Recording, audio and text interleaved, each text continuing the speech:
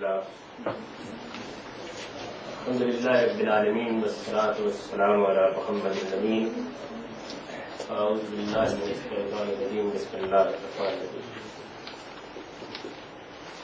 خواتین و حضرات، ہم نے سنت اور تدبر کے مبادی کا مطالعہ کیا.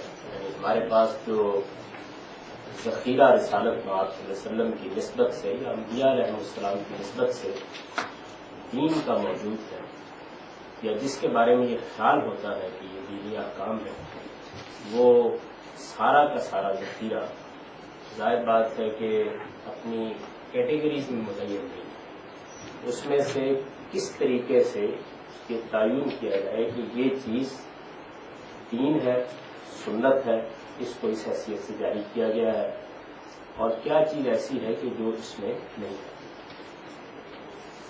چنانچہ اس کتاب کے صفحہ 10 پر ایک فہرست دے دی گئی ہے، جس میں میں نے اپنی تحقیق کے مطابق یہ متعین کرنے کی کوشش کی ہے کہ ہمارے پاس قرآن مجید کے علاوہ جو کچھ دین ہے، جس کو ہم سنت کہتے ہیں، عام اصطلاح میں ہم یہ تعبیر اختیار کرتے ہیں کہ یہ قرآن کا حکم ہے، یہ سنت کا حکم ہے، تو اس لحاظ سے وہ کیا چیزیں ہیں کہ جن کو سنن کہا جائے گا، جن کو سنت قرار دیا جائے گا. یہ بات میں ابتدا میں واضح کر چکا ہوں کہ اس موقع پر جب لفظ سنت بولا جاتا ہے تو یہ عبادات میں احناف جس طرح سنت کا لفظ بولتے ہیں اس معنی میں نہیں ہوتا.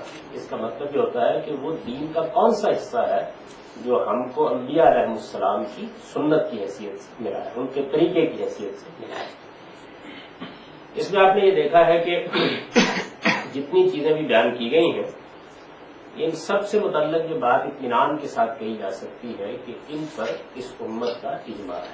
یعنی ان میں کوئی ایسی چیز نہیں ہے جس کے بارے میں کوئی شخص اختلاف کرے. اللہ کا نام لے کر اور دائیں ہاتھ سے کھانا پینا، میں عرض کر چکا ہوں کہ یہ ایک ایسی چیز ہے جس کے بارے میں مشرق و مغرب میں کبھی کوئی اختلاف نہیں ہوا. مسلمان ہمیشہ سے اس کے قائل رہے ہیں، اور یہ چیز اپنی نوعیت کے لحاظ سے بھی یہ بتا رہی ہے کہ یہ ایک دینی چیز ہے. ہمیں کھانا پینا ہے، روزمرہ کی چیز ہے، تو اس کو اللہ کے نام سے شروع کرنا چاہیے. اور دائیں ہاتھ سے کھانے پینے کے بارے میں یہ عرض کر چکا ہوں کہ ان کے رسالت پاک صلی اللہ علیہ وسلم نے اس پر بہت زور دیا اور اس کو بالکل ایک دینی چیز کی حیثیت سے لوگوں میں رائج کیا. تو یہ سوال پیدا ہوا کہ یہ اپنی ذات یا اپنی نوعیت کے لحاظ سے تو دینی چیز نہیں ہے، اس کا دین سے کیا تعلق پیدا ہوتا ہے؟ تو میں نے عرض کیا تھا کہ اس کا اصل میں تعلق یہ ہے کہ قیامت میں اللہ تعالیٰ نے قرآن مجید میں یہ بتایا ہے کہ ہمارے اعمال نامے ہمارے دائیں ہاتھ میں پکڑے جائیں گے. تو دین میں ایک بڑی اہم چیز علامات کے ذریعے سے حقائق کو زندہ کرنا بھی ہوتا ہے. تو یہ ہر وقت کی تنبیہ ہے. یعنی آدمی گویا جب دائیں ہاتھ سے کوئی کام کرتا ہے یا دائیں ہاتھ سے کھاتا پیتا ہے تو وہ متنبہ رہتا ہے کہ یہ وہ چیز ہے جس کی مجھے وہاں بھی اللہ تعالیٰ کے یہاں توقع کرنی چاہیے. ملاقات کے موقع پر السلام علیکم اور اس کا جواب مسلمانوں کا شعار ہے. قرآن مجید میں اس کے احکام دیے گئے ہیں. یعنی یہ بات ایک سنت کی حیثیت سے بھی جاری ہے. انبیاء علیہ السلام کی جو تاریخ سنائی گئی ہے قرآن میں، اس میں بھی اس کا ذکر ہوا کہ یہ ایک قدیم سنت ہے. یعنی سیدنا ابراہیم کے پاس فرشتے آئے ہیں تو وہاں بھی اسی شعار کے ساتھ ان کا استقبال ہوا ہے. قرآن مجید نے گھروں کے آداب بتائے ہیں تو اس میں بھی اس کو خاص طور پر شامل کیا ہے، اور رسول اللہ صلی اللہ علیہ وسلم نے بھی اس پر بہت زور دیا ہے. یہ عام رائج الفاظ ہے السلام علیکم. یعنی آپ اس مفہوم کے الفاظ دوسرے بھی بول سکتے ہیں، سلام علیکم بھی بول سکتے ہیں، اور نبی صلی اللہ علیہ وسلم نے بھی بعض موقعوں پر یہ بولے ہیں، لیکن عام الفاظ یہ. اسی طریقے سے چھینک آنے پر الحمدللہ اور اس کے جواب میں یرحمک اللہ، یہ بھی میں نے عرض کیا تھا کہ قدیم ترین سنت میں سے. یعنی عربوں کے ہاں نبی صلی اللہ علیہ وسلم کی بعثت سے پہلے ہی یہ چیز رائج تھی، اور اس کے لیے خاص لفظ عربی زبان میں موجود ہے، تشمیت کا لفظ. ایک لفظ بولنے سے وہ اس کا پورا مدعا ادا ہو جاتا ہے. کسی چھینکنے والے نے اگر کسی وقت چھینکا ہے تو اس کی عربی سے کہتے ہیں شمت ہو. یعنی مطلب یہ ہے کہ اس کے ساتھ وہ معاملہ کرو کہ یہ الحمدللہ کہے اور تم یرحمک اللہ کہو. یہ یوں سمجھ لیجیے کہ ایک ایسی روایت تھی کہ جو پہلے سے ان کے یہاں موجود تھی. نبی صلی اللہ علیہ وسلم نے بھی اس کو لازم کیا، اور ظاہر ہے کہ یہ مسلمانوں کے اندر ایک عمومی اختلاف پیدا ہوتا ہے. اس کی تفصیل یہاں کرنا پیش نظر نہیں، یہ آداب و شائع میں ہو جائے گی، اور یہ انہی کے قبیل کی چیز ہے. نومولود کے دائیں کان میں اذان، بائیں میں اقامت. یہ ظاہر بات ہے کہ ایسی چیز ہے جس کے عبادت ہونے میں کوئی دو رائے نہیں ہو سکتی. اذان ایک عبادات کی چیز ہے، اور جب کوئی چیز عبادات کے دائرے کی ہوتی ہے تو اس کے دین ہونے کے بارے میں کوئی دو رائے نہیں ہوتی. نبی صلی اللہ علیہ وسلم نے اس کو جاری کیا اور ہمارے ہاں فقہاء کا اور وسیم کا اتفاق ہے کہ یہ ایک مستحب چیز ہے. یعنی اس کے بارے میں پہلی جو چیزیں ہیں وہ تو مسلمانوں کے لازم ہے، لیکن یہ ایک مستحب چیز ہے، پسندیدہ چیز ہے. اس کو رائج کیا گیا ہے لیکن ایک پسندیدہ چیز کی حیثیت سے. اس کے بعد مونچھیں پست رکھنا، زیر ناک کے بال مونڈنا، بغل کے بال صاف کرنا، لڑکوں کا ختنہ کرنا، بڑے ہوئے ناخن کاٹنا، ناک منہ اور دانتوں کی صفائی، استنجا، حیض و نفاس میں دونوں شو کے تعلق سے اجتناب، حیض و نفاس کے بعد غسل جنابت، یہ جتنی چیزیں جان ہوئی ہیں یہ میں نے عرض کیا تھا کہ اپنی نوعیت کے لحاظ سے ہی دین ہے. اور اس کی بہت تفصیل کر دی تھی کہ ایک چیز تو وہ فطری احکام ہے جن کے بارے میں دین ہونے یا نہ ہونے کا سوال نہیں پیدا ہوتا، لیکن وہ فطری چیز ہے. مثلا ہم لقمہ منہ میں ڈالتے ہیں، یہ فطری چیز ہے. داڑھی ہمارے منہ پر اگی ہوئی ہے، مردوں اور عورتوں کے درمیان ایک فارغ چیز ہے، آپ داڑھی رکھتے ہیں، یہ ایک بڑی فطری چیز ہے. یعنی مرد گویا اپنی علامت کے طور پر داڑھی رکھتے رہے ہمیشہ سے. لیکن یہ کہ ان میں سے کون سی چیز دین ہے، تو میں نے عرض کیا تھا کہ دین میں ایک تو بڑی متعین اور واضح چیز ہوتی ہے عبادات، یعنی ان کے بارے میں تو کوئی بحث نہیں ہوتی. باقی جو چیزیں فطری دین کی حیثیت رکھتی ہیں وہ یا تطہیر بدن سے متعلق ہوں گی، یا تطہیر خلوش سے متعلق ہوں گی، اور یا اخلاقی وجود کی تطہیر سے متعلق ہوں گی، انسان کے اخلاقی وجود کی تطہیر سے متعلق ہوں گی. یہ چیزیں اگر اسی حیثیت سے دین میں زیر بحث آتی، ان کو اس سے زائد کوئی حیثیت نہ دی جاتی تو میں اس کو بیان فطرت میں ڈال دیتا، یعنی اس کو بھی یہ حیثیت نہ دیتا. لیکن ان پر دین کی حیثیت سے اور دین کو دین بنا کر مسلمانوں کے اندر رائج کرنے پر اجماع ہے. اور آپ اگر دیکھیں گے تو رسالت مآب صلی اللہ علیہ وسلم نے ان کے بارے میں یعنی باقاعدہ قانون سازی کی ہے. میں ابھی آپ کے سامنے داڑھی کی بحث میں یہ چیزیں پیش کر دوں گا تو آپ یہ دیکھیں گے کہ باقاعدہ قانون سازی کی ہے. یہ بتایا ہے کہ یہ دیکھیے یہ آپ نہیں کر سکتے ہو، یہ کریں گے تو آپ ہم میں سے نہیں ہیں، اور اگر آپ 40 دن تک یہ کام نہیں کرتے ہیں تو اس کی یہ مدت ہے مقرر کر دی گئی ہے. یہ معاملہ ہوتا ہے کسی چیز کو جب پیغمبر دین بناتا ہے تو اس حیثیت سے اس کو پیش کرتا ہے.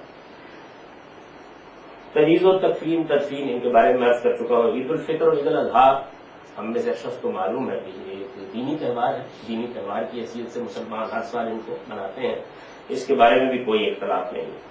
اللہ کا نام لے کر جانوروں کا تذکیہ قرآن میں اس کا ذکر آ گیا ہے اور ایک دینی حیثیت سے ذکر آ گیا ہے. انبیاء علیہ السلام کی قدیم ترین سنت ہے، اس میں بھی کوئی مسلمانوں کے مابین اختلاف نہیں ہے. نکاح و طلاق اور ان کے متعلقات یہ بھی متفق نہیں. مسلمان ایک دینی ذمہ داری کی حیثیت سے نکاح کرتے ہیں، طلاق کے انہی قواعد کی پابندی کرتے ہیں جو عام طور پر ایک سنت کی حیثیت سے رائج رہے ہیں. قرآن مجید نے اس کی بڑی تفصیل بھی کر دی ہے اور اس میں جہاں کہیں کوئی غلطی ہوئی تھی اس کی اصلاح بھی کر دی ہے. زکوٰۃ، نماز، روزہ، صدقہ فطر، اعتکاف، قربانی، حج و عمرہ، یہ سب عبادات، ان کے بارے میں کوئی بحث پیدا نہیں ہو سکتی. تو میں نے عرض کر دیا تھا کہ اس میں جہاں تک اعتکاف اور قربانی اور نومولود کے دائیں کان میں اذان اور بائیں میں اقامت کا تعلق ہے، ان کے بارے میں زیادہ کبھی رائے یہی معلوم ہوتی ہے کہ یہ مستحبات ہے. یعنی اعتکاف بھی ایک پسندیدہ چیز ہے، بڑی اعلیٰ عبادت ہے، اللہ تعالیٰ نے اس کا ذکر کیا ہے، قرآن میں بھی اس کا ذکر ہوا ہے اور سنت میں بھی، لیکن یہ واجب نہیں کیا گیا مسلمان. یہی معاملہ قربانی کا، یعنی عید الاضحیٰ کی قربانی ہے وہ بھی یہی حیثیت رکھتی ہے. یہ جو عام طور پر ہمارے ہاں حنفی علماء کا موقف بیان کیا جاتا ہے تو یہ بات سمجھ لینی چاہیے کہ حنفی علماء واجب کو فرض کے معنی میں نہیں بولتے. یعنی اگر ان کو کسی چیز کو فرض کہنا ہو تو فرض ہی کہیں گے. ان کے ہاں واجب ایک الگ اصطلاح ہے، یعنی جس میں آپ یوں سمجھ لیجئے کہ جتنے نوافل ہیں ان کو انہوں نے کیٹیگرائز کر دیا ہے کہ ان نوافل میں بعض چیزیں ایسی ہیں کہ جو بالکل ہی اختیاری ہیں، بعض چیزیں ایسی ہیں کہ جن کی حضور نے بڑی تاکید کی ہے ان کو وہ سنت مؤکدہ کے ذہن میں لے آتے ہیں، اور بعض چیزیں ایسی ہیں کہ جن کے معاملے میں دوام بھی رہا ہے، معذبت بھی رہی ہے، اور پھر یہ کہ ان کے بارے میں تاکید بھی ہے تو انہیں وجوب کے نتیجے دیتے ہیں. یہ ان کی اصطلاح ہے ایک خاص، یعنی اس سے بھی کوئی چیز ان کے ہاں فرض نہیں ہے. تو جو فرض چیزیں ہیں وہی ہے جو میں نے بیان کر دی. حج و عمرہ کے بارے میں قرآن مجید نے واضح کر دیا، نماز کے بارے میں مسلمانوں کے اندر کوئی بحث نہیں ہے. تو یہ وہ ساری فہرست ہے جس کو ہم نہایت اطمینان سے پیش کر سکتے ہیں کہ یہ قرآن ہے اور یہ سنت، یعنی یہ جو احکام ہے یہ وہ سنن ہے جن کو انبیاء علیہ السلام کے دین کی حیثیت سے جاری کیا گیا. اب اس کے بعد میں نے عرض کیا تھا کہ ان کے سنت ہونے میں یا دین ہونے میں تو کوئی اختلاف نہیں، کوئی بحث بھی نہیں کی جا سکتی. آپ میں سے بھی ہر شخص ظاہر ہے کہ مسلمان ہے، مسلمان کی حیثیت سے زندگی بسر کرتا رہا ہے، اور اس نے دینی احکام کی حیثیت سے ان چیزوں کو عام طور پر سنا ہوا ہوتا ہے. اس وجہ سے کوئی شخص یہ نہیں کہہ سکتا کہ اس میں کوئی ایسی چیز داخل کر دی گئی ہے جو ہمارے ہاں دین نہیں سمجھی جاتی یا دین نہیں ہے. البتہ بعض چیزیں اس میں ایسی شامل نہیں ہیں جن کو بالعموم لوگ یہ حیثیت ہے. بعض چیزیں، ان میں سے 3 چیزیں اس کا تقاضا کرتی ہیں کہ ان کا بحث کی، اور زیادہ تر خاص طور پر ہمارے یہاں ہندوستان میں وہی 3 چیزیں زیر بحث رہتی ہیں. ان میں سے ایک چیز پر ہم نے تھوڑی سی بحث کر لی تھی، اور وہ داڑھی کا مسئلہ ہے، یعنی اس کی کیا نوعیت ہے. دوسری چیز عقیقہ ہے، چونکہ ایک دینی چیز کی حیثیت سے ہمارے یہاں رائج ہے تو یہ ضروری ہے کہ بحث کر کے دیکھا جائے کہ وہ اس فہرست میں کیوں شامل نہیں ہے. اور تیسری چیز مسلمانوں کے ہاں یہ عمومی روایت، ہندوستان میں لوگ عام طور پہ اس کا اہتمام کرتے ہیں اور دوسرے بعض فقہا بھی اس کے قائل ہیں، وہ یہ ہے کہ جب آپ قربانی کا ارادہ کر لیں تو عشرۂ ذوالحج میں قربانی کا ارادہ کر لیا تو پھر یکم ذوالحج کے بعد 10 ذوالحج کو قربانی ہوگی. اس 10 دنوں کی مدت میں آپ اپنے ناخن اور بال نہ تراشیں. یعنی یہ 3 چیزیں وہ ہیں جو بحث کا ارادہ کرتی ہیں، ان کو میں نے شامل نہیں کیا. ان کے علاوہ پھر میں آپ کو موقع دوں گا اس بات کا کہ آپ بھی مسلمان ہیں، دینی شبت بھی رکھتے ہیں، نماز کی مجالس میں بیٹھتے رہتے ہیں. آپ کے خیال میں اگر کوئی چیز اور ایسی ہے کہ اس میں شامل نہیں ہوئی تو اس پر بحث کی جا سکتی ہے. لیکن یہ 3 چیزیں اس اہمیت کی حامل ہیں کہ ان پر باقاعدہ بحث کر کے یہ دکھایا جائے گی. گاڑی کے بارے میں جو کچھ ہم پہلے کر چکے ہیں اس کا میں مختصر سا خلاصہ پہلے بیان کر دیتا ہوں، اس کے بعد چند چیزیں مزید آپ کے بحث کریں گے. میں نے یہ عرض کیا تھا کہ ہم نے سنت کی تعین کے جو اصول متعین کیے ان پر اب بحث کر لی، اگر ان کے بارے میں کوئی دو رائے ہو گفتگو ہو سکتی ہے. لیکن اس میں پہلا اصول یہ تھا کہ سنت صرف اسی چیز کو قرار دیا جائے گا، یعنی رسول اللہ صلی اللہ علیہ وسلم کی نسبت سے جو چیزیں بیان کی جاتی ہیں ان میں سنت صرف اسی کو قرار دیا جائے گا جو یا تو اپنی نوعیت کے لحاظ سے دین ہے. پہلی چیز یہ ہے کہ وہ اپنی نوعیت کے لحاظ سے دین ہونی چاہیے، اور یا پھر رسول اللہ صلی اللہ علیہ وسلم نے اس کو دین قرار دے دی. یعنی ہم تو اس کو دین نہیں قرار دے سکتے، جس کی ایک مثال دایات سے کھانا پینا. یعنی یہ چیز اپنی نوعیت کے لحاظ سے ایسی نہیں تھی کہ ہم اس کے بارے میں یہ فیصلہ کر رہے تھے کہ یہ دین ہے، لیکن اللہ کے پیغمبروں نے جب اس کو دین قرار دے دیا، یہ ایک سنت کی حیثیت اختیار کر گئی. اب شرع تسلیم کا تو یہی معاملہ ڈاٹ کے بارے میں بھی ہونا چاہیے. یعنی پہلے یہ بات واضح ہونی چاہیے کہ کیا یہ اپنی نوعیت کے لحاظ سے دین، یعنی یہ ایک فطری چیز مردانہ وجاہت کی ایک علامت تو ہے، اس میں تو دو رائے نہیں، ایک اچھی چیز ہے. لیکن یہ کہ کیا اس کو دین کی کیٹیگری میں رکھا جا سکتا ہے؟ تو میں نے یہ عرض کیا تھا کہ آپ مجھ سے اتفاق کریں گے کہ یہ عبادت ہے، یعنی دین میں ایک نمایاں چیز، واضح چیز جس کے بارے میں دو رائے نہیں ہوتی، وہ یہ ہوتی ہے کوئی چیز عبادات کی ہوئی، نماز ہے، روزہ ہے، حج ہے، زکوٰۃ ہے، قربانی ہے. ان کا تو نام لیتے ہی ہر آدمی جان لیتا ہے کہ دین ہے. تو ظاہر ہے کہ داڑھی ان میں شامل نہیں کی جا سکتی، یہ اس نوعیت کی کوئی چیز نہیں. پھر اس کے بعد میں نے یہ عرض کیا تھا کہ اس کے بعد خود دین پر غور کرنے سے معلوم ہوتا ہے، دین کے تمام احکام پر غور کرنے سے معلوم ہوتا ہے کہ ہماری فطرت میں جو چیزیں تطہیر بدن سے متعلق موجود ہیں، یا خور و نوش کی تطہیر سے متعلق ہے، یا اخلاقی وجود کی تطہیر سے متعلق ہے، وہ بھی دین قرار دی جاتی ہے. تو کیا یہ اس کیٹیگری میں رکھی جا سکتی ہے؟ یعنی کیا یہ کہا جا سکتا ہے کہ داڑھی تطہیر بدن کی چیز، اس میں بدن کی صفائی مطلوب ہے؟ تطہیر کا مطلب صاف رکھنا، جیسے مثال کے طور پر منہ سے چوٹی رکھی جائے اور ختم کرایا جائے اور اسی طرح سے بعض دوسری چیزیں، تو وہ تطہیر بدن کی چیزیں ہیں. لیکن کیا یہ بھی تطہیر کی چیز ہے؟ تو صاف واضح ہے کہ ایسا نہیں. کیا خور و نوش کی تطہیر کی چیز ہے؟ یار کھانے پینے کی چیز ہی نہیں ہے تطہیر کا، کیا سوال ہوگا اس میں؟ کیا اخلاقی وجود کی تطہیر کا کوئی مسئلہ اس سے متعلق ہوتا ہے؟ ایسا بھی ہے. یعنی یہ تینوں چیزیں جو ہے وہ تو بالبداہت واضح ہے کہ نہیں کہی جا سکتی. اس کے بارے میں جب نہیں کہی جا سکتی تو پھر اس کو ہم اس کیٹیگری میں نہیں رکھ سکتے کہ چیز اپنی نوعیت کے لحاظ سے دی، یہ تو نہیں رکھ سکتے. اب دوسری چیز جو ہو سکتی ہے کہ رسول اللہ صلی اللہ علیہ وسلم نے اسے دین قرار دیا، یعنی نبی صلی اللہ علیہ وسلم نے اس کو ایک دینی چیز کی حیثیت سے خارج کر دیا، جیسے کہ دائرات سے کھانا پینا ہے. تو اس چیز کے لیے ثبوت درکار ہے. یہ معلوم ہونا چاہیے کہ رسالت پاک صلی اللہ علیہ وسلم نے اس کو دین قرار دیا ہے تو کہاں قرار دیا، کیسے قرار دیا. اس کی یہ حیثیت کیسے متعین کی جاتی ہے، یہ ظاہر ہے کہ ایک سوال ہے. تو میں آپ کے سامنے اس سے متعلق روایات رکھ دیتا ہوں تاکہ یہ بات واضح ہو جائے کہ اس میں یہ مسئلہ کس حیثیت سے زیر بحث ہے.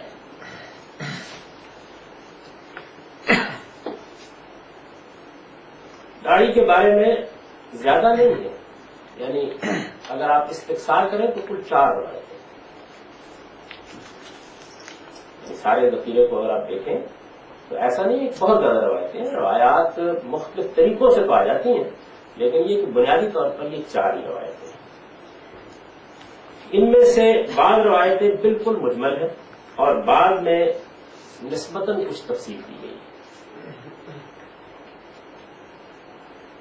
ایک روایت یہ ہے کہ خالق المشرکین وغفر اللحى واحف الشوارب، یعنی مشرکین کے طریقے سے تمہارا طریقہ الگ ہونا چاہیے، مشرکین کے طریقے سے تمہارا طریقہ الگ ہونا چاہیے، مشرکین کے طریقے کی مخالفت کرو، تم بڑی بڑی داڑھی رکھا کرو اور مونچھوں کو بہت چھوٹا کر دیا، یعنی لفظ توفیر استعمال ہوا ہے اس میں. اچھا، بعض لوگوں نے یہ بیان کیا ہے کہ یہاں اصل میں مشرکین کے طریقے کی مخالفت کیا کرو یہ نہیں تھا، بلکہ اس کی جگہ مجوس کے طریقے کی مخالفت کیا کرو. لیکن بعض روایتوں میں یہ بیان ہوا ہے کہ اس میں اصل لفظ یہ تھا. بعض لوگوں نے روایت کرتے ہوئے یہ کیا ہے کہ اس حصے کو ویسے ہی حذف کر دیا، یعنی انہوں نے اتنی بات روایت کر دی ہے اور الفاظ بھی بدل دیے، یعنی احفاء کے بجائے مونچھوں کے لیے انہوں نے جزا کا فعل استعمال کر دیا ہے. اسی طرح سے توفیر کے بجائے داڑھی کے معاملے میں ارخاء کا فعل استعمال کر دیا، ارخ ایک جگہ یہ. اچھا، اس کے بعد یہ بات کہ وہ کیا کرتے تھے، یعنی میرے بحث آتا ہے نا کہ مشرکین کیا کرتے تھے. ایک روایت میں یہ بیان ہوا ہے کہ وہ مونچھیں چھوڑ دیتے تھے. ہوتا ہے نا ہمارے یہاں بھی بعض لوگ مونچھوں کو بے محابہ چھوڑ دیتے ہیں، جہاں چاہے پھیلتی رہے جہاں چاہے جاتی رہے. تو وہ اپنی مونچھیں چھوڑ دیتے تھے اور داڑیاں بعد میں یہ ہے کہ کتروا لیتے تھے، بعد میں یہ ہے کہ منڈوا لیتے تھے. اچھا، اس کے بعد پھر کچھ روایتیں ایسی ہیں جن میں یہ بیان کیا گیا ہے کہ آپ یہود و نصارہ کی مشابہت نہ کریں. یعنی پہلے تو 2 الگ گروہ تھے نا، مجوس اور مشرکین، پھر اس میں بعد میں یہ آ گیا کہ یہود و نصارہ کی مشابہت نہ کریں. اور پھر مسند احمد بن حنبل کی وہ روایت ہے جو ایک پورا مکالمہ نقل کرتی ہے، یعنی وہ ابو امامہ باہری کی روایت ہے، اگرچہ وہ سند کے اعتبار سے تو اس درجے کی نہیں ہے جس درجے کی باقی روایات ہیں، لیکن اس میں ایک پورا مکالمہ نقل ہوا ہے کہ اس طرح کی گفتگویں کیسے ہوئی، اس سے ایک تصویر سامنے آ جاتی ہے. اب وہ روایت بھی آپ سن لیجیے، ذرا مفصل روایت ہے اور پھر اندازہ کر لیجیے گفتگو کس پس منظر میں کس محل میں ہو رہی ہے. روایت یہ ہے کہ خرج رسول اللہ صلی اللہ علیہ وسلم علی مشیقۃ من الانصار بیض اللحیٰ، یعنی رسول اللہ صلی اللہ علیہ وسلم ایک دن انصار کے بعد بزرگوں کی مجلس میں گئے، مدینہ میں انصار کے بعد بزرگوں کی مجلس میں گئے، اور یہ ایسے بزرگ تھے کہ سب کی سفید سفید داڑھی ہے، روئی کی گالوں کی طرح. ہوتا ہے نا بہت اچھے لگتے ہیں اس طرح کے بزرگ، ہمارے بعض بزرگوں کی طرح یہاں بھی تشریف فرما.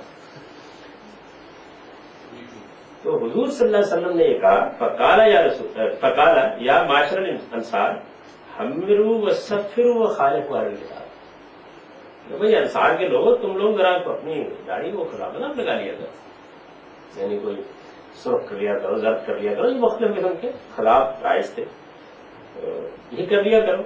اور اہل کتاب کا جو اس میں طریقہ ہے نا کہ وہ داڑھی کو خلاف لگانا پسند نہیں کرتے، یہ نہ کیا بہتر کیا. اچھا، اب انصار کے بزرگوں نے موقع پایا اور موقع پا کے انہوں نے کچھ اور سوالات کر لیے. قال فقلنا یا رسول اللہ ان اہل الکتاب یتسرولون ولا یعتذرون، کہ ہم نے، یعنی وہ انصار کے بڈھے جو وہاں بیٹھے ہوئے تھے، وہ کہتے ہیں کہ ہم نے موقع پا کر پوچھا کہ یا رسول اللہ یہ جو اہل کتاب ہے یہ تو پاجامے پہنتے ہیں اور تہمت باندھنا پسند نہیں کرتے، عربوں کے حضرت تہمت پانی جاتی ہے. یعنی یہ کیونکہ اہل کتاب کچھ زیادہ متمدن تھے مذہبی لحاظ سے بھی اور دوسرے پہلوؤں سے بھی. یہ تو پاجامے پہنتے ہیں اور تہمت باندھنا پسند نہیں کرتے. فقال رسول اللہ صلی اللہ علیہ وسلم, حضور نے فرمایا تسرولوا واعتذروا وخالفوا اہل الکتاب, تم پاجامہ ہی پہن لیا کرو, تم تہمت بھی باندھ لیا کرو, اس میں بھی اہل کتاب کے طریقے کی مخالفت کرو. یہ بیان کرتے ہیں کہ پھر ہم نے پوچھا یا رسول اللہ ان اہل الکتاب یتخففون ولا ینطلون, یہ اہل کتاب جو ہے یہ موزے پہنتے ہیں اور جوتے پہننا پسند نہیں کرتے. یعنی اور سوال میں کرتی فقال النبی صلی اللہ علیہ وسلم فتخففوا وانطلقوا وخالفوا اہل الکتاب, یعنی بھائی تم جوتے ہی پہنا کرو, موزے بھی پہن لیا کرو, اس میں بھی اہل کتاب کے طریقے کی مخالفت کرو. قال فقلنا یا رسول اللہ ان اہل الکتاب یقصون اسانینہم ویوفرون سبالہم, کہتے ہیں کہ ہم نے پوچھا کہ یا رسول اللہ یہ اہل کتاب لوگ اپنی داڑھی تو چھوٹی چھوٹی کتروا لیتے ہیں اور مونچھیں بہت چھوڑ دیتے ہیں, یعنی ان کا طریقہ یہ ہے. فقال رسول اللہ صلی اللہ علیہ وسلم, حضور نے فرمایا قصوا سبالکم ووفروا اسانینکم وخالفوا اہل الکتاب, کہ تم لوگ اپنی مونچھیں چھوٹی رکھا کرو اور داڑیاں بڑی بڑی رکھا کرو اور اس میں بھی اہل کتاب کی مخالفت کیا. یعنی یہ گفتگو, یہ جتنی گفتگو ہے اس کو آپ اس کے پورے پس منظر میں دیکھیے, اس میں کوئی دین زیر بحث نہیں اس طرح سے. یعنی صاف معلوم ہوتا ہے کہ بعض چیزوں کو بطور ایک بدعت کے رائج کر لیا گیا ہے. یعنی اہل کتاب کیونکہ ایک مذہبی گروہ تھے اور مذہبی گروہوں کا مسئلہ یہ ہوتا ہے کہ وہ پہلے ایک مسئلہ وجود پذیر کرتے ہیں, اس کے بعد اس کو تقدس دے دیتے ہیں. ہمارے یہاں بھی بہت سے لوگ امامہ پہننا ایک سنت ہو گیا. اب ظاہر بات ہے کہ اگر اللہ کا پیغمبر ہوگا اور اسے پوچھا جائے گا کہ جی بعض لوگ تو کہتے ہیں امامہ پہننا سنت ہے, تو یہی فرمائیں گے کہ نہیں تو امامہ ہی پہن سکتے ہو, ٹوپی بھی پہن سکتے ہو, ویسے بھی کر سکتے. یعنی یہ ہے اصل میں موقع کلام.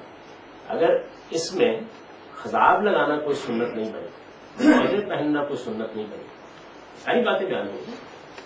جوتا پہننا کوئی سنت نہیں بنی. ایک عام نوعیت کی چیزیں ہیں کہ لوگوں نے کچھ چیزوں کو دینی یا مذہبی حیثیت دی ہوئی ہے, حضور نے اس کو واضح کر دیا اور آخر میں یہ بتا دیا کہ ایک اچھے مسلمان کی حیت یہ نہیں ہونی چاہیے کہ وہ بڑی بڑی مونچھیں رکھے ہوئے اور داڑھی کتروائے ہوئے ہو. اس کی حیت اگر اس نے یہ داڑھی مونچھ رکھنی ہے تو اس کی حیت کیا ہونی چاہیے کہ وہ داڑھی بڑی رکھے اور مونچھیں کتروا کر. اس محل میں یہ ساری بات ہو رہی ہے. صاف معلوم ہوتا ہے کہ اسی طرح کے مواقع کی بات ہے جس کو اس کے سارے پس منظر سے الگ کر کے کسی نے خالف المشرکین میں, کسی نے خالف المجوس میں اور کسی نے خالف الیہود والنصارى میں بیان کیا. نبی صلی اللہ علیہ وسلم کو اگر اس معاملے میں کوئی بات دین کی حیثیت سے جاری کرنا ہوتی تو آپ کیا کرتے؟ یہ دیکھیے اسی میں نے شامل کیا نا مونچھوں کا کروانا. اس میں دیکھیے کہ رسالت میں آپ صلی اللہ علیہ وسلم کا انداز کیا ہے اس معاملے میں. پہلے تو آپ نے یہ بیان کیا کہ یہ جتنی چیزیں ہیں یہ اصل میں آئی کرتے ہیں. فرمایا کہ الفطرہ تو خمس, بعد میں کہا کہ خمس من الفطرہ, یعنی یہ 5 چیزیں ایسی ہیں جو گویا دین فطرت کی حیثیت ہے. پہلے تو آپ نے اس کی یہ حیثیت واضح کیا ہے. ظاہر ہے کہ یہاں فطرت کا لفظ ایک مخصوص سیاق میں اسی معنی میں بولا گیا ہے. اس میں آپ نے بیان کیا الختان والاستحدار ونطفلق وتکلیم الاظفار وقص الشعر, یعنی ختمہ کرانا, زیر ناف کے بال مونڈنا, بغل کے بال صاف رکھنا, ناخن ترشوا کر رکھنا اور مونچھیں کتروانا. یعنی بیان کرنے کا اسلوب. دیکھیے اس داڑھی کا ذکر نہیں, یعنی اس روایت کے اندر داڑھی کا کوئی ذکر نہیں ہوا. یعنی ان 5 چیزوں کو نبی صلی اللہ علیہ وسلم نے بیان کر دیا. اچھا, اس کے بعد ایک اور روایت یہ مسلم کی ہے, وہ بخاری کی.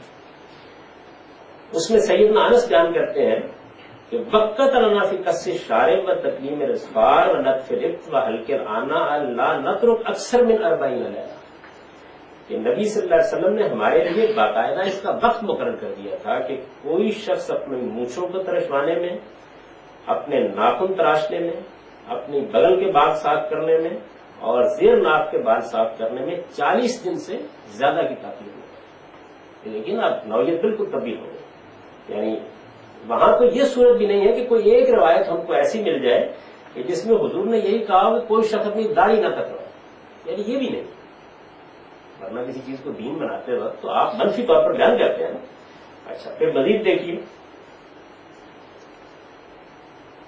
یہ رسالت میں آپ صلی اللہ علیہ وسلم نے، یہ ترمذی کی روایت ہے، یہ فرمایا کہ من لم یاخذ من شاربہ فلیس منہ، جس نے اپنی مونچھیں ترشوا کے نہیں رکھی وہ ہم میں سے نہیں ہے. یعنی دین بنانے کے جو اسالیب ہوتے ہیں وہ یہ ہے، نہ کہ وہ. اس میں تو آپ نے دیکھا کہ خضاب لگانے کا معاملہ اور موزے پہننے کا معاملہ اور اس طرح کے بہت سے معاملات جو ہیں وہ زیر بحث آئے. اچھا پھر آپ نے اس کی اصل بتائی. ایک روایت ہے اس میں بیان ہوا ہے کہ کان رسول اللہ صلی اللہ علیہ وسلم یقص شاربہ و کان ابوکم ابراہیم من قبل یقص شاربہ، یعنی حضور بھی اپنی مونچھیں ترشوا کے رکھتے تھے اور فرمایا کہ تمہارے باپ ابراہیم بھی اس سے پہلے ایسے کیا کرتے تھے. یعنی جو معاملہ اس نوعیت کا ہوتا ہے وہ اس شان اور اس اہتمام کے ساتھ زیر بحث آتا ہے اور اسی طرح اس کو بیان بھی کیا جاتا ہے. بعض لوگوں نے ایک روایت نقل کی ہے جس روایت میں 10 چیزیں گنوائی گئی ہیں اور اس میں یہ کہا گیا کہ یہ 10 چیزیں دین فطرت میں سے ہیں. اب دلچسپ بات یہ ہے کہ ان 10 چیزوں کو جب بیان کیا گیا ہے تو کوئی کہتا ہے کہ اس میں داڑھی کا ذکر تھا، کوئی کہتا نہیں اس میں ختنے کا ذکر تھا. یعنی وہ روایت بجائے خود اتنی مضطرب ہو گئی کہ اس کی بنیاد پر کوئی بات کہنا مشکل ہے. تو یہ نوعیت ہے اس داڑھی کے مسئلے. یعنی ایک تو یہ کہ اس کو خود دین قرار دینا ممکن نہیں، اور دوسرے یہ کہ جو روایتیں بیان ہوئی ہیں زیادہ سے زیادہ جو بات ان سے معلوم ہوتی ہے وہ یہ کہ نبی صلی اللہ علیہ وسلم نے داڑھی مونچھ کے بارے میں لوگوں کو یہ تلقین کی کہ یہ حیت کیوں ہونی چاہیے کہ آدمی نے داڑھی کتروائی ہوئی ہے اور مونچھیں بڑی بڑی رکھی ہوئی ہیں، بلکہ ایک بڑی مہذب شائستہ حیت اختیار کرنی چاہیے. اور وہ حیت یہی ہے کہ آدمی اپنی مونچھیں کتروا کے رکھے، یعنی چھوٹی رکھے، اور داڑھی اگر اس میں بڑی رکھنے کا شوق ہے، شوق ہوتا ہے نا بعض لوگوں کو، تو اپنی داڑھی بڑھا لے. اچھا اسی طرح اس میں ایک روایت وہ بھی ہے کہ جس میں رسالت مآب صلی اللہ علیہ وسلم کے پاس کچھ لوگ ایران کے دربار سے آئے، ان کا ذکر ہوا ہے. یہ کوئی حدیث کی روایت تو نہیں ہے لیکن بعض تاریخی روایات میں یہ بیان ہوتی ہے. رسالت مآب صلی اللہ علیہ وسلم کے پاس آئے تو ان لوگوں کے بارے میں بیان کیا گیا ہے کہ یہ باغام نے، یہ ایک سردار ہے وہاں کا، اس نے حضور کے پاس یہ بھیجے تھے. رجلین حالکی رواہم مرسلی شوار، داڑیاں تو انہوں نے خوب منڈوا کے رکھی ہوئی تھی اور مونچھیں چھوڑ رکھی، یعنی جو اس میں الفاظ ہے مرسلی. ظاہر ہے کہ یہ بڑی ہی مکروہ حیت بنتی ہے اگر آپ کو بھی غور کریں. فقال رسول اللہ صلی اللہ علیہ وسلم ما یحملکم علی ھذا، تو حضور نے پوچھا کہ بھئی یہ حیت تم نے کیا بنا رکھی؟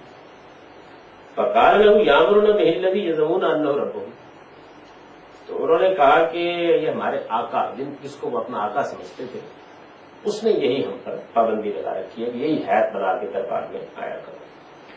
فقال رسول اللہ صلی اللہ علیہ وسلم لکن نخالف سنتکم، لیکن ہم تو بھائی تمہارے طریقے سے مختلف طریقہ یعنی تبصرہ کیا آپ نے، ہم تو نجز ھذا ونرسل ھذا، یعنی ہم تو اس کو چھوڑتے ہیں اس کو کترا کے رکھتے ہیں. یعنی یہ آپ نے کیا کیا.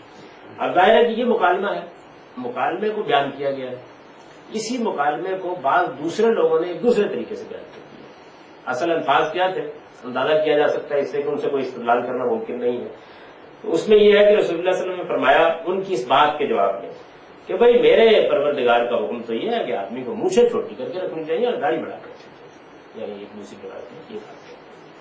تو یہ سارا جتنا ذخیرہ ہے یہ جو کچھ بتاتا ہے وہ وہی ہے. میں نے آپ سے عرض کر دیا کہ داڑھی ایک فطری چیز ہے اور مردانہ وجاہت کی علامت ہے، اچھے لوگ رکھتے رہے ہیں ہمیشہ سے، اور اس کے لیے جو اچھی حیت، مناسب ہے، مہذب ہے، شائستہ حیت ہو سکتی ہے وہ یہی ہو سکتی ہے کہ آدمی کو اگر کوئی چیز بڑھانے کا شوق ہے تو داڑھی بڑھا لے، مونچھیں لے. یعنی جو بات اصل میں کہنا مقصود ہے وہ یہ بات بیان ہوگی. اس سے زیادہ کوئی حیثیت نہ تو روایات کے وسیلے سے معلوم ہوتی ہے اور نہ انبیاء علیہ السلام کے سنن کے اعتبار سے زیر بحث آتی ہے. اس وجہ سے میں نے اس کو شامل نہیں کیا. آپ لوگوں کے سوالات تینوں چیزوں پر بحث کے بعد میں لے لوں گا اور اس میں جو چیزوں کی ضرور اس کا جواب دوں گا. اس کے بعد دوسری چیز جس طرح میں نے عرض کیا وہ عقیقہ ہے. عقیقے کے بارے میں سب سے پہلی جو حدیث کی کتاب ہے وہ موطا امام مالک ہے، اور موطا امام مالک میں عقیقے کا باب شروع یہاں سے ہوتا ہے کہ سئل رسول اللہ صلی اللہ علیہ وسلم عن العقیقہ، نبی صلی اللہ علیہ وسلم سے عقیقے کے بارے میں پوچھا گیا. فقال لا احب العقوق، تو آپ نے فرمایا کہ یہ مجھے حقیقت پسند نہیں ہے. وقال من ولد له ولد فاحب ان ينسك عن ولده فليفعل، اور فرمایا کہ جس کے یہاں اولاد پیدا ہو اور وہ یہ چاہے کہ وہ اپنے بیٹے کی طرف سے قربانی کرے تو کر لے. یعنی یہ وہ روایت ہے جس سے شروع ہوتی ہے، بات شروع ہوتا ہے جس سے. تو ظاہر ہے کہ رسالت میں آپ صلی اللہ علیہ وسلم نے اس تبصرے کے بعد کسی مزید تبصرے کی گنجائش باقی ہے. یعنی یہ آپ نے بتا دیا کہ در حقیقت یہ ایک قربانی ہے. آپ کو قربانی دوسرے موقع پر بھی کرتے ہیں. اگر اللہ نے آپ کو اولاد دی ہے اور آپ اس موقع پر قربانی تو ایک عبادت ہے. جیسے آپ کو کوئی اللہ کی نعمت حاصل ہوتی ہے، آپ صدقہ کرتے ہیں، آپ نفل پڑھتے ہیں، آپ کوئی بھی کام عبادات کی نوعیت کا کرتے ہیں اللہ کے تقرب کے لیے، شکر ادا کرنے کے لیے، تو آپ قربانی کر سکتے ہیں. اور یہ بات بھی واضح کر دی کہ من احب، جس کو اچھا لگے، پسند جی چاہے اس کا کہ میرے ہاں اولاد ہوئی ہے تو میں قربانی کر دوں، وہ کر دے. ظاہر ہے کہ یہ ایک واضح صورتحال ہے جس واضح صورتحال کے بعد کسی مزید بحث کی گنجائش نہیں ہوتی. چنانچہ مسلمانوں کے جو جلیل القدر ائمہ ہیں ان میں امام ابو حنیفہ اس کی بالکل قائل ہے. یعنی انہوں نے بہت وضاحت کے ساتھ یہ بات بیان کر دی اور اس پر کبھی اجماع نہیں ہو سکتا. بعض دوسرے لوگ بعض دوسری روایات سے استدلال کرتے ہیں، لیکن اس واضح بیان کے بعد ان باقی تمام روایات کو اسی کی روشنی میں دیکھا جانا چاہیے. یعنی جتنی باقی روایات ہیں ان میں یہ بیان ہوا ہے کہ حضور نے خود بھی حسن اور حسین کا عقیقہ کیا، یہ بھی بیان ہوا ہے. تو ظاہر ہے کہ نبی صلی اللہ علیہ وسلم بھی ایک عام روایت کی حیثیت سے نیکی کا خیر کا کام ہے، آپ نے پسند کیا تو آپ نے بھی کر لیا. اسی طریقے سے بعض روایتیں جو مثلا بخاری وغیرہ میں آئی ہیں ان میں یہ نقل ہوا ہے کہ غلام یا لڑکا، یا اگر آپ اس لفظ کو علی سبیل التغلیب استعمال ہوا سمجھیں تو یہ فرمایا کہ جو بھی تمہارے ہاں کوئی بچہ پیدا ہوتا ہے مال غلام عقیقہ، اس کے ساتھ عقیقہ جڑا ہوا ہے. بعض لوگوں نے بعد میں اس روایت کو اس طرح بیان کیا کہ رہینتم بے عقیقہ یا مرتہنم بے عقیقہ، وہ عقیقے کے ساتھ بندھا ہوا ہے. اب ظاہر سوال پیدا ہو جاتا ہے کہ مطلب کیا ہے اس کا، یعنی کیا معنی ہے اس کے. تو پہلے تو یہ جان لینا چاہیے کہ عقیقے کا مطلب کیا ہے. نومولود کے بالوں کو عقیقہ کہتے ہیں. یعنی نوزائیدہ بچہ اس کے بال ہوتے ہیں نا جو اللہ تعالیٰ کی طرف، اس کو عقیقہ کہتے ہیں. تو صاف معلوم یہ ہوتا ہے کہ یہ چیز، اور یہ عام طور پر ہو جاتی ہے مختلف اقوام میں کہ عربوں کے ہاں بھی یہ چیز رہی ہوگی. یہ جو بال ہے بچہ ان میں بندھا ہوا ہے.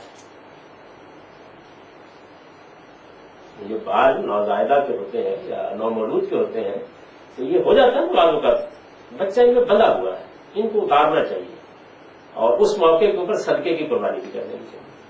چنانچہ دیکھیے کہ اس باب میں یہ روایت ہے بریدہ کی، کہتے ہیں کہ کننا فی الجاہلیہ اذا ولد لاحدنا غلام ذبح شاۃ ولطخ راسہ بدمها. کہ جاہلیت کے زمانے میں جب ہمارے ہاں کوئی بچہ پیدا ہوتا تھا تو ایک ہم بکری ذبح کرتے اور اس کا خون اس کے سر پر لتھیڑ دیتے تھے. فلما جاء الاسلام، جب اسلام آ گیا تو کننا نذبح الشاۃ یوم السابع ونحلق راسہ ونلطخ بزعفران. تو پھر ہم نے یہ کیا، یہ ایک بڑی فضول سی چیز تھی نا کہ آپ بکری کا یا جانور کا خون، پھر ہم نے یہ طریقہ اختیار کر لیا کہ ہم 7ویں دن اسی طریقے کے مطابق بکری کو ذبح کرتے تھے اور بچے کے سر کے بال بھی اتروا دیتے تھے، لیکن زعفران سے اس کو، یعنی بال اتروانے کے بعد. تو صاف معلوم ہوتا ہے کہ یہ ایک عمومی روایت تھی لوگوں کے اندر جو جاری تھی. نبی صلی اللہ علیہ وسلم نے بھی کسی موقع پر اسی طریقے سے اس کو بیان کیا ہے، اور جب باقاعدہ سوال کیا گیا تو پھر آپ نے بتا دیا کہ یہ کوئی چیز نہیں ہے، بلکہ وہاں یہ دیکھیے انا لا احب. اور بعض دوسری جو روایتیں ہیں ان میں تو الفاظ ہے کہ لا یحب اللہ لکم، یعنی اس میں تبصرہ مزید سخت ہے. صاف واضح ہوتا ہے کہ یہ جو تصور تھا ان کے ہاں کہ لڑکا بندھا ہوا ہوتا ہے، یہ معاملہ جب اللہ تعالیٰ کے سامنے آیا ہے، ظاہر بات ہے کہ سوال پیدا ہوا ہوگا، تو اللہ تعالیٰ نے اس کو پسند نہیں کیا، یعنی اس تصور ہی کو پسند نہیں کیا. کسی کا بالوں سے بندھا ہونا یا اس کے بال اتروائے جائیں گے تو گرا ڈھیلی ہوگی، ہے نا، اس طرح کے تصورات عام طور پر پیدا ہو جاتے ہیں. تو حضور نے اس پر یہ تبصرہ بھی کیا، اپنی طرف سے بھی بعض روایتوں میں آیا ہے، اللہ تعالیٰ کی طرف سے بھی بعض روایتوں کے اندر آیا ہے، اور یہ بات بھی بیان کر دی. اس وجہ سے اس کو بھی باقاعدہ ایک دینی چیز کی حیثیت سے یا ایک سنت کی حیثیت سے شامل کرنے کی ہو، یعنی قربانی یہاں موجود ہے، یعنی سنت کی جو میں نے فہرست مرتب کی اس میں قربانی موجود ہے، اور قربانی کو مطلق طور پر بیان کر دیا گیا۔ قربانی کی ایک قسم وہ ہے کہ جو قربانی ہم عید الاضحیٰ کے موقع پر کرتے ہیں، قربانی ایک عبادت ہے جو دوسرے موقع پر بھی کی جا سکتی ہے۔ ان میں سے ایک موقع یہ بھی ہے کہ آدمی کے ہاں اولاد پیدا ہو تو وہ قربانی کرے۔ روایات سے معلوم ہوتا ہے کہ اس سے زائد اس کی کوئی حیثیت نہیں۔ تیسری چیز جس طرح کہ میں نے عرض کیا تھا وہ یہ ہے کہ عشرہ ذو الحج میں کسی شخص کو اپنے ناخن اور بال نہیں پریشان کرنا۔ پہلے عرض کر دوں کہ یہ ایک روایت ہے ام سلمہ رضی اللہ عنہ، اس روایت کو دینی حیثیت سے نہ امام مالک نے قبول کیا ہے نہ امام مسلم نے، یعنی دونوں ہی اس کو قبول نہیں کرتے۔ ابن حزم نے محلہ میں اس پر دونوں کو خوب سنائی، لیکن یہ کہ باہر لوگ قبول نہیں کرتے، دونوں ہی قبول نہیں کرتے۔ اور ابن حزم کہتے ہیں کہ کیوں قبول نہیں کرتے ہو تم، روایت تو ہے لیکن باہر دونوں بزرگ اس کو قبول کرتے، یعنی انہیں اصرار ہے کہ یہ کوئی چیز بڑی فطری سی چیز ہے کہ چیز اپنی نوعیت کے لحاظ سے دین ہے، یعنی اس میں تو شبہ ہی نہیں ہے نا۔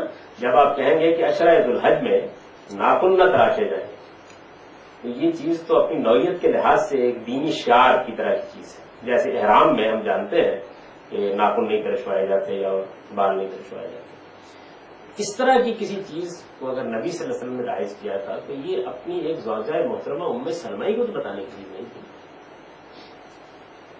گھر کا معاملہ نہیں، یہ چیز تو پھر بہت شائع و دائع ہونی چاہیے، یعنی اور شائع و دائع ہونا بھی کیا، یعنی وہ بھی ام سلمہ رضی اللہ عنہ کو معلوم ہے، سیدہ عائشہ کو معلوم ہے، اس لیے کہ ان سے بھی کوئی روایت اس طرح کی نہیں۔ اور احناف اس پر بحث کرتے ہیں، یہ بحث تو خیر میں بہت بار کے زمانوں میں کی کہ بھائی بات یہ ہے کہ خود سعید بن مسیب کا اپنا مذہب یہ نہیں ہے جو روایت کر رہے ہیں، یعنی وہ بھی اس کو نہیں مانتے، تو یہ روایت جو ہے اگرچہ ہے موجود لیکن اس روایت کو کوئی پذیرائی کبھی حاصل نہیں ہو سکی، اور شاید یہی ایک مسئلہ ہے جس کی وجہ سے وہ 7واں اصول بیان کرنا ضروری ہے کہ جس چیز پر اجماع نہیں ہے اسے سنت نہیں کراتے، کیونکہ نبی صلی اللہ علیہ وسلم دین کے ابلاغ پر معمور، یعنی ایسا نہیں ہو سکتا تھا کہ آپ اپنے گھر میں دین کا ایک مسئلہ، دین کا ایک حکم، دین میں ایک نئی چیز ہے نا، یعنی اس کو قیاس نہیں کیا جا سکتا، ایسا نہیں ہو سکتا کسی اصول پر قیاس کر لیا، دین میں ایک نئی چیز ہے وہ اپنی ایک زوجہ محترمہ کو بتاتے ہیں اور بس ختم ہو گئی بات، یعنی کسی کو معلوم ہی نہیں، اس کا اعلان عام ہونا چاہیے تھا، عام صحابہ کے علم میں یہ چیز آنی چاہیے۔ آپ نے دیکھا کہ یہ جتنی چیزیں ہیں ان کے بارے میں روایات کے انبار ہیں، ان کے بارے میں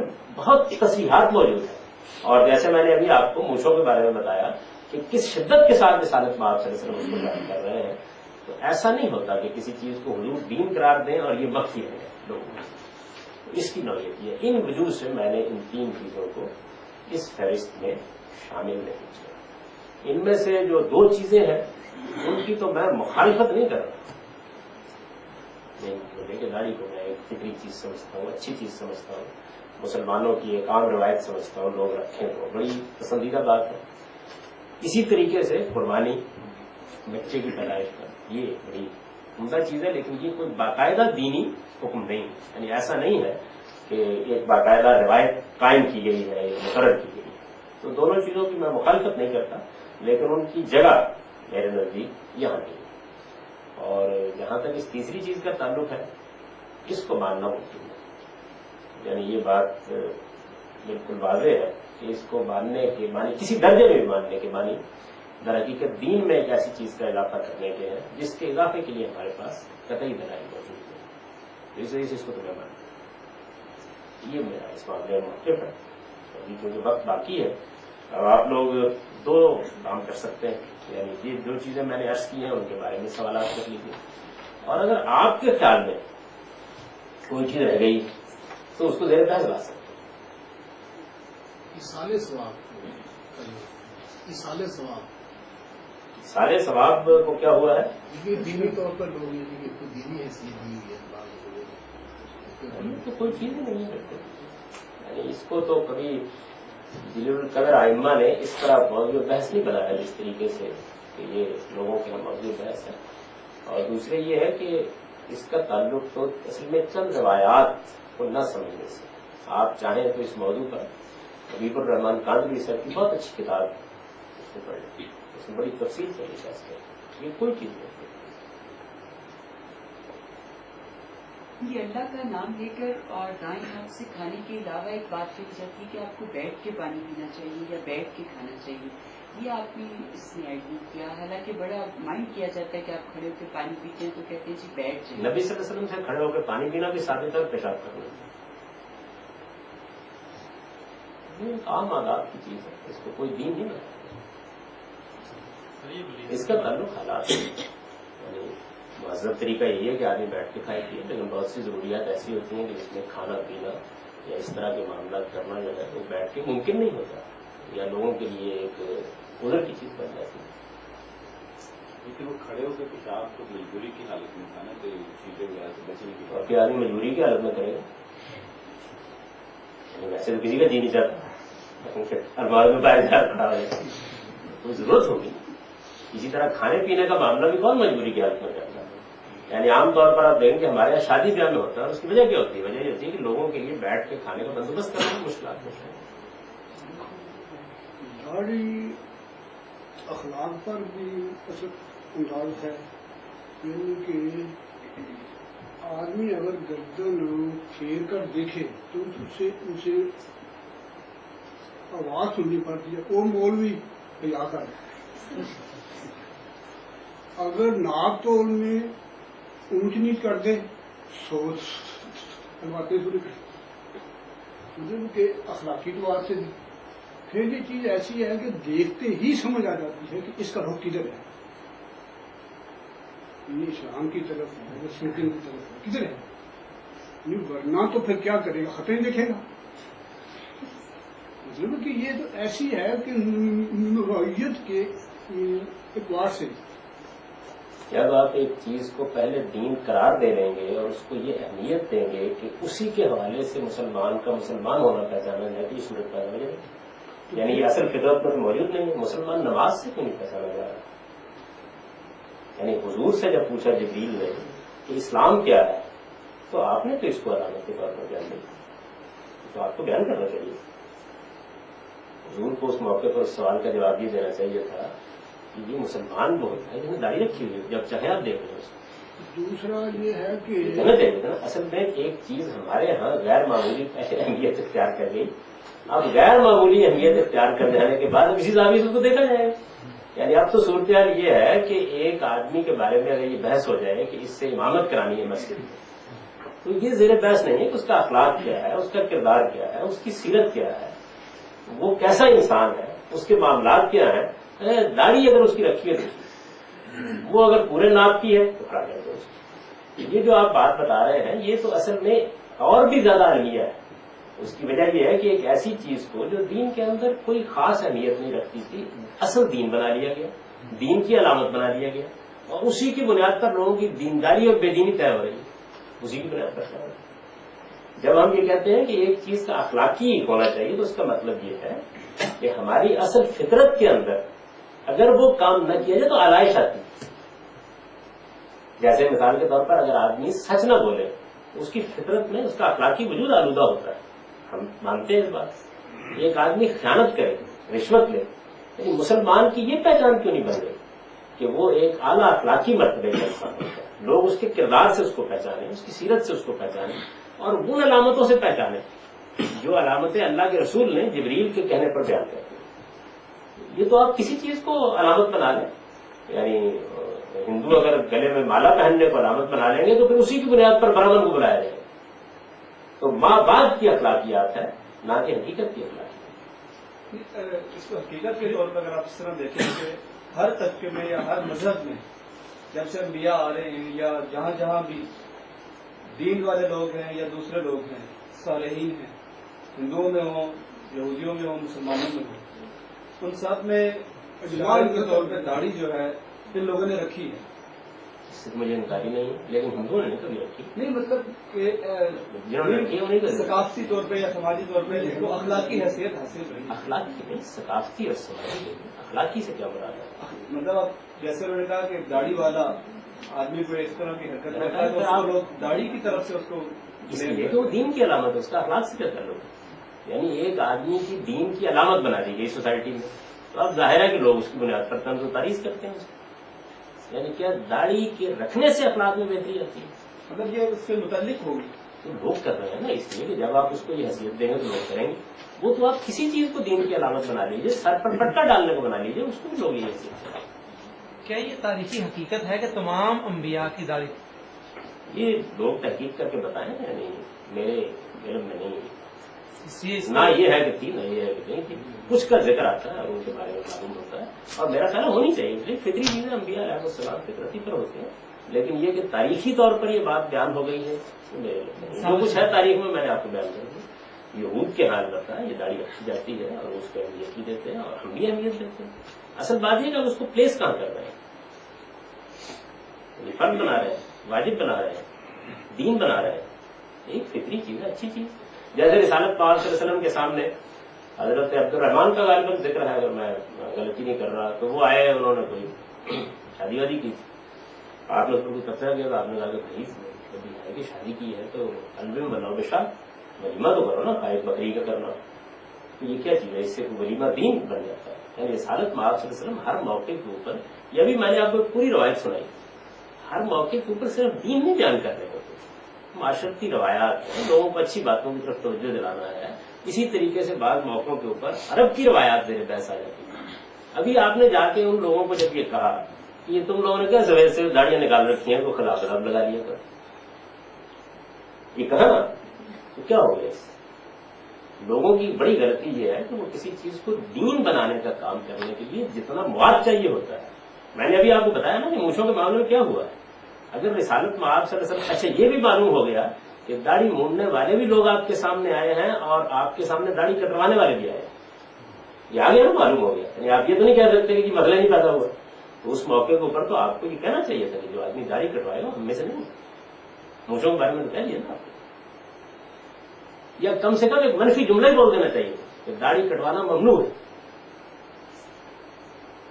تو جتنا مواد ہے وہ اس کی تائید نہیں کرتا، بس اتنی بات ہی جتنی میں نے آپ سے عرض کر، دیکھیے میں مخالفت نہیں کر رہا، اس کو کہاں رکھنا چاہیے، اس کو اس کی جگہ پر رکھنا، یعنی ایک اچھی بات ہے، بس اس اچھی بات کو اچھی بات میں رکھ دیجیے۔ اب آپ کے ہاں یہ بڑی اہمیت کی چیز ہے ہندوستان میں، جیسے کہ ہمارے دوست حنیف سے بیان کر رہے ہیں، لیکن آپ دیکھیے ہمارے شہزاد سے براکش گئے تھے اور وہاں پہ جو سب سے بڑا عالم تھا وہ بھی داڑھی کے بغیر تھا، اور وہاں لوگوں کا کوئی تردد نہیں ہوتا۔